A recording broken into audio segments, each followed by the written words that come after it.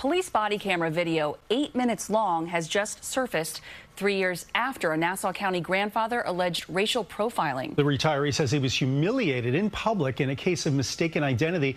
Jennifer McLogan covers Long Island and has more.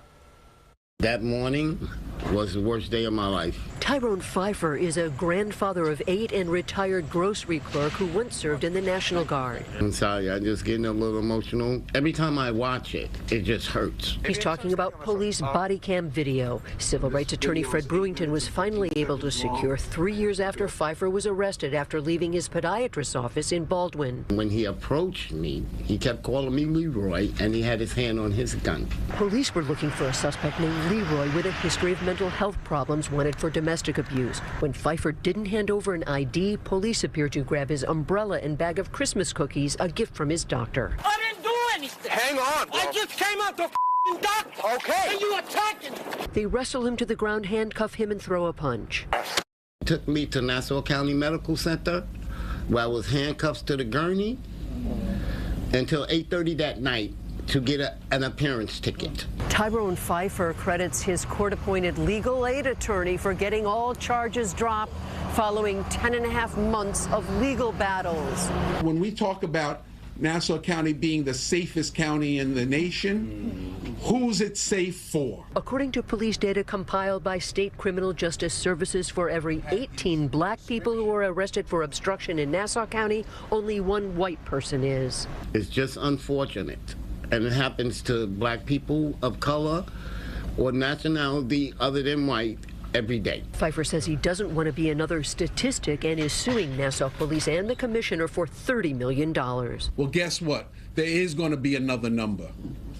But that number is going to be going to his bank account. From Nassau County, Long Island, Jennifer McLogan, CBS News, New York. Nassau police say they can't comment on pending litigation. Advocates are calling for a sit-down meeting this week with Nassau's police commissioner. Hey man, I'm gonna get my setup right. So like the whole time, Lord willing, that way like y'all can really hear my like, you know what I'm saying, my background. Cause I just be trying to let the video play while it's playing, and I be muting me, and then I don't come on till I start. I'm Trailhand Bill reporting live from South Florida. Listen guys, I'm almost home, man. It's been a beautiful day, praise God. If all you wanted to see was the video, that's it, man. It would be me talking from this point on, man. A lot to say, man. I'm probably gonna lose some thoughts here. Thank you for your service, young man. Most definitely. They said you were, I think, formerly in the National Guards. I'm not about to sit up here and pretend I know a lot about the National Guards, but I have, you know what I mean, learned a little over the years, and I have seen, like, when they are deployed to serve in different areas, especially when there's a natural disaster. I'm sorry, but anyway, again, thank you for your service. There's a little confusion between the print article I read and these journalists. That they say, I think they say 30 million, and I think the print article says 5 million. But I think that's the only little, you know, maybe discrepancy there. I don't know who's right on what these people are suing for. I will say, white folk, they got some beef with y'all up there in Long Island, man. So I'm gonna let y'all situate that. I don't really do statistics like that. I'm not saying anybody's lying or telling the truth. I can give you my perspective on it, but I'll reserve that here and just say, hey, man, y'all better go up there and tell them black folk, man, that ain't none. There might be some people in white skin, but that don't mean that, you know what I'm talking about? I don't know, because that's what I be doing. I be saying my... Anyway, listen, man. I kind of respectfully, OG. That's what we say, what black folks say when our elders, like the utmost respect, like you be an OG, but you OG. This is like probably like triple OG. Respectfully, I take issue with you saying that you're a court-appointed lawyer. You know what I mean? You credit them. If that's what you said, that's what these journalists said you said. To help you get off on these charges that you should have never been facing. I highly doubt that. You know what I mean? I would probably more so phrase it as your court-appointed, you know, your government-appointed lawyer probably help the government sweep this under the rug. You know what I mean? Without knowing the context, I'm going to be a little more judgmental than I should and say I'm kind of disappointed that we weren't able to get him a defense attorney up there in Long Island, man. Nobody was willing to take this case, maybe pro bono or something, or, you know, in conjecture. Maybe that was the vodka, maybe not.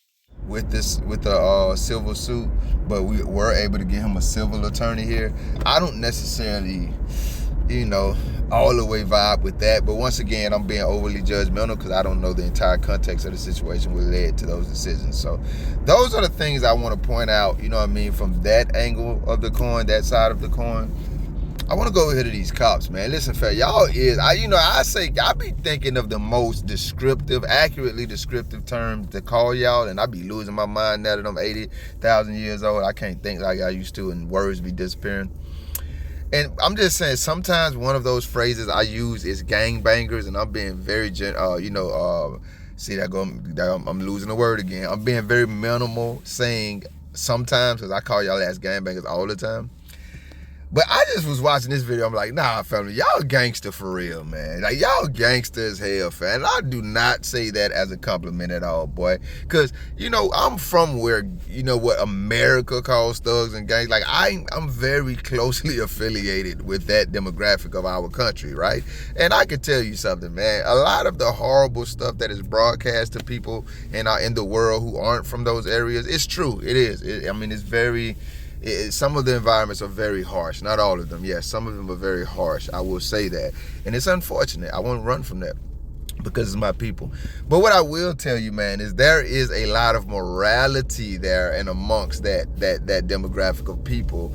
And it's kind of like, all right, yeah, these things go on, but we're also going to take care of us. You see what I'm saying? And what I mean by that, man, is, boy, if your ass from where we from and you jumping on old people, man, listen, fam, you gonna have to get the hell on somewhere, because somebody around this motherfucker gonna put hands on you. I promise you. And for all the things that cops in America want you to know about inner city America, listen, man, there's morality there that don't exist among these motherfuckers. Because I guarantee you, I'm not saying things like this never happen. I'm trying to tell you, your ass can't walk around here freely after you do something like that in the places that these type of Americans want you to look at as some of the worst places in our country. You couldn't do no shit like that and walk around, man. Somebody gonna do something to your ass. So for y'all to do that, y'all around here jumping on everybody. Y'all, I ain't gonna list it out because it's gonna sound overly dramatic when it's really the reality of the world we live in. Y'all around here killing babies, men, women, and children. I always say, if we can give y'all credit for anything, it's consistency, because you motherfuckers is literally terrorists all around the board. Y'all out here jumping on old men, family.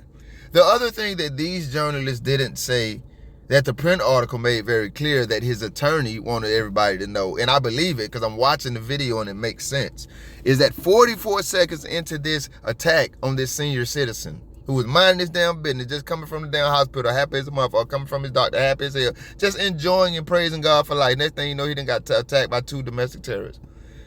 What they want you to know that these journalists didn't mention is that 44 seconds into this 10-month and now even extending into civil litigation case, an attack on this very American man who was doing nothing wrong. 44 seconds into this, these terrorist-ass gangbangers knew that he wasn't the Leroy they were looking for. And they still continue to assault, arrest, charge, and litigate this innocent-ass American. They got him on the ground. And I ain't even mention the fact that when they were doing all that, they punched the man. I mean, I don't know if y'all ass races up there. I'm not really a statistics man, but according to whoever gathering the damn statistics, y'all do to black people all the damn time. But we looking at the camera, it ain't my damn fault that in this story is 2 white guys doing it to a black man. That's happened. I didn't make it up. You think I got anything to do with this? I just report what the hell going on. Y'all literally attacked that man, assaulted him, beat the hell out of him, locked him up for something y'all know he didn't do. And I ain't even mentioned the fact that when y'all thought he was who you were looking for, a guy y'all wanted for domestic abuse, the first thing you were doing was approaching him with your hand on your pistol, sir. I've never been a police officer in my life. I've never taken any kind of police or tactical training in my damn life. I just value God's creations, family. So if I'm a police officer, just thinking logically here, and I'm looking for a mental health patient, this is the information that I have, who's wanted for domestic abuse, I'm taking everything that I know about these type of scenarios into consideration. You know, the first damn thing I'm doing, I'm probably just watching him.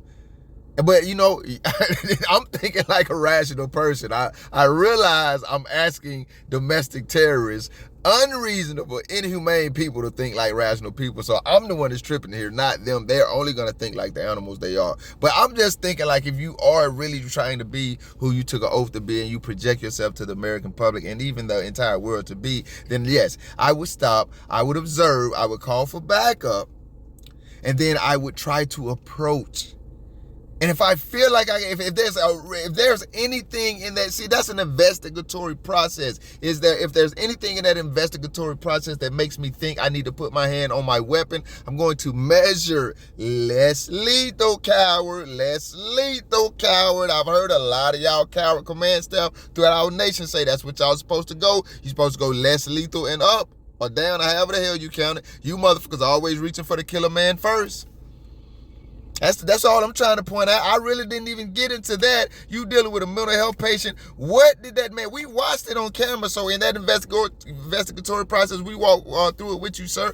Even if that was Leroy, he didn't do a damn thing to make you put your hand on your gun, fam. The man had some candy and what, a flower was. I forgot what the hell that man. He couldn't have been less threatening. But still, the first thing your coward terrorist gangbanging ass do is put your hand on your killer man first. He said, man, what, he got 8 grandchildren? So I don't know how many children that means he has. Y'all as lucky one of them or all of them ain't sleeping under one of your porches, man. I'm going to be real with you, man. All jokes aside.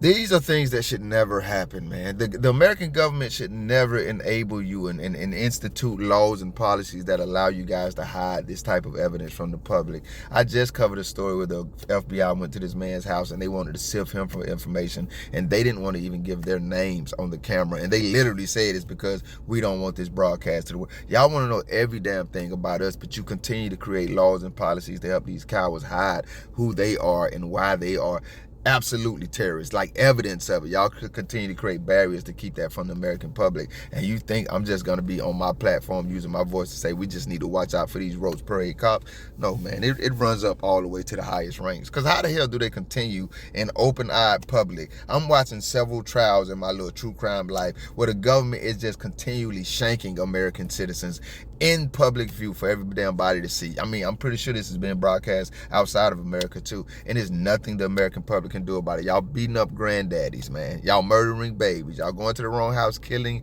husbands in front of their wives, family. It's just story after damn story. Y'all Sonia Massey people. Y'all killing the military serviceman down here in Florida, family. Ain't no telling who else y'all done killed and don't know a damn thing about, big dog. And all y'all ever do is hide the damn evidence or get paid vacation, all that bullshit when you finally can't hide it anymore 3 years later. And now that man got to take y'all through some type of litigation that y'all gonna litigate with our money just to keep from giving him our money after y'all done assaulted that man. And the cowards who actually broke the law, I guarantee you right now, they someone kicked up, probably sleeping with somebody else's wife, beating their dog, doing something they ain't got no damn business doing, man. And hopefully, their terrorist behavior doesn't rise to the point where they actually kill somebody in New York or otherwise. And shout out to what, you know what I'm saying, the elders do and have done and continue to do, man. I wish I knew that Bible verse verbatim, but it's something along the lines of that it takes the wisdom of the wise and the strength of the young. So once again, yeah, shout out to y'all, man, for being willing to go and be voices. I just think it also takes another type of conversation too. And it's just one that reminds us and reminds anybody that we may encounter that we're all human, man. And nobody has a right to intrude upon our humanity in violent ways, and we don't have to bow down and allow that to happen to ourselves or anyone that we love, any vulnerable and innocent people we see it happening to. So y'all keep talking, man. I'm not telling you to stop. We pretty much got the rest. Thank you if you made it this far. If you liked the video, feel free to hit that thumbs up button. I greatly appreciate it. If you care to go a little further than that, maybe even subscribe, hit the notification bell. Check out a few of the other videos on the channel. Either way, y'all be safe.